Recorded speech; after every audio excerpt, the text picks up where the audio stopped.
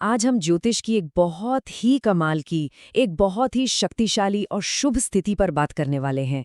वो है नवम भाव में बृहस्पति का होना। इसे धर्म भाव में गुरु भी कहते हैं। तो चलिए आज गहराई से समझते हैं कि ज्ञान और भाग्य का ये अनोखा संगम किसी के जीवन पर आखिर क्या असर डालता है। नमस्कार। ज्योतिष सीखने की हमारी इस श्रृंखला में आप सभी का स्वागत है। आज हम कुंडली में ग्रहों की एक बेहद ही खास और महत्वपूर्ण स्थिति को समझने की कोशिश करेंगे। ज्योतिष में देखिए, नवम भाव को सबसे शुभ भावों में से एक माना जाता है, जो धर्म और भाग्य का घर है। अब सोचिए, जब ज्ञान के कारक ग्रह बृहस्पति खुद इस घर में आकर बैठ जाएं, तो कितना शक्तिशाली योग बनेगा। आज हम इसी को समझेंगे। हम सबसे पहले गुरु और नवम भाव के बेसिक्स को जानेंगे, फिर समझेंगे कि ये इतना शुभ योग क्यों है, ये भाग्य और अध्यात्म पर क्या असर डालता है, क्या इसकी कोई चुनौतियां भी हैं, गुरु की खास दृष्टियों पर भी बात करेंगे और आखिर में कुछ जरूरी बातों के साथ इस चर्चा को पूरा करेंगे। तो चलिए शुरू करते हैं।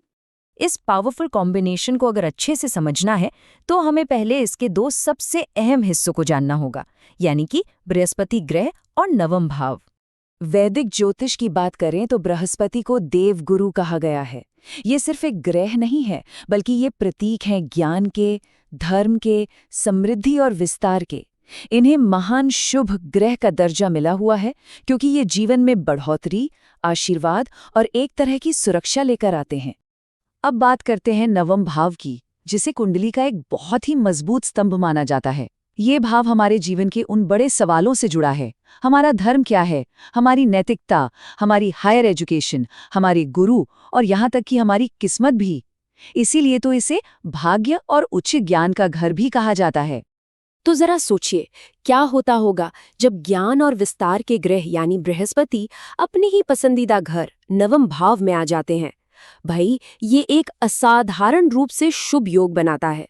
आइए देखते हैं कि ये किसी व्यक्ति के जीवन में किस तरह से नजर आता है। तो जिन लोगों की कुंडली में ये योग बनता है ना, उनमें अक्सर कमाल के नैतिक मूल्य देखने को मिलते हैं। उनका एक स्वाभाविक झुकाव होता है फिलॉसफी की तरफ, अध्यात्म की तरफ। ये लोग अपने गुरुओं का, अपनी परंपराओं का बहुत आदर करते हैं और इनकी जिंदगी में हमेशा एक खोज चलती रहती है जीवन के गहरे अर्थ को जानने की। लेकिन इसका असर सिर्फ व्यक्तित्व तक ही नहीं रहता।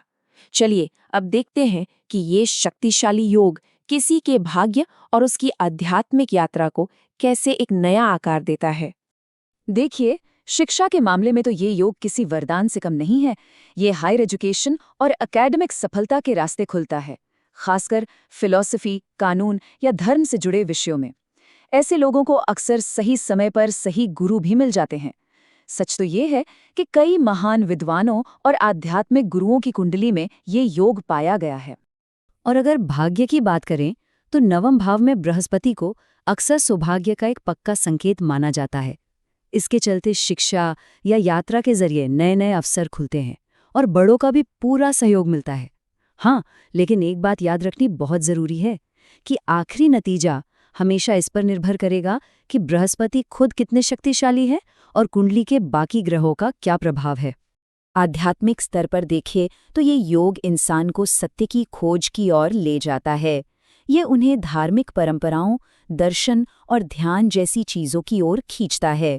कई बार तो ये तीर्थ यात्राओं का भी योग बना देता है, जिससे व्यक्ति का धर्म और परम सत्य के साथ एक गहरा नाता जुड़ जाता है।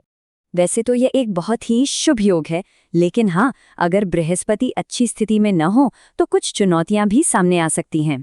क्योंकि हर सिक्के के दो पहलू होते हैं ना, तो सवाल यही उठता है कि क्या होगा अगर बृहस्पति स्वयं कुंडली में कमजोर हो या किसी तरह से पीड़ित हो।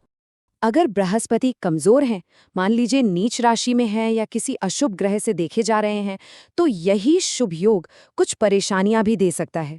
ऐसा व्यक्ति अंधविश्वासी हो सकता है या अपनी सोच में एकदम कट्टर, वो मेहनत करने की बजाय सिर्फ किस्मत के भरोसे बैठा रह सकता है। इसीलिए कोई भी नतीजा निकालने से पहले पूरी कुंडली का विश्लेषण करना बहुत बहुत जरूरी है। चलिए अब एक और बहुत दिलचस्प पहलू पर आते हैं, और वो है बृहस्पति की विशेष दृष्टियां। अपनी जगह से बृहस्पति कुंडली के 3 और महत्वपूर्ण भावों पर अपनी शुभ नजर डालते हैं, जिससे इस योग का प्रभाव कई गुना और बढ़ जाता है। नवम भाव में बैठकर बृहस्पति अपनी 5वीं दृष्टि से पहले भाव को देखते हैं, जिससे व्यक्ति का व्यक्तित्व और उसका आत्मविश्वास निखरता है। उनकी 7वीं दृष्टि तीसरे भाव पर पड़ती है, जो हिम्मत और कम्युनिकेशन को मजबूत करती है।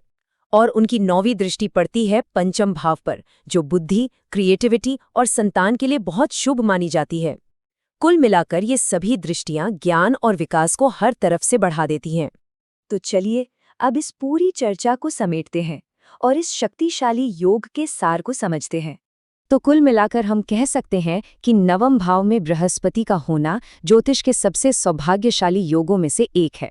ये हमें एक ऐसे व्यक्ति से मिलवाता है जो बुद्धिमान है, जिसकी सोच दार्शनिक है, जो अपनी परंपराओं का सम्मान करता है और जिसका जीवन नैतिक मूल्यों पर चलता है। और जब बृहस्पति मजबूत हो तो ये योग व्यक्ति को सिर्फ धर्म के मार्ग पर चलने की ही नहीं, बल्कि अपने ज्ञान की रोशनी से दूसरों को भी प्रेरित करने की एक अद्भुत शक्ति देता है।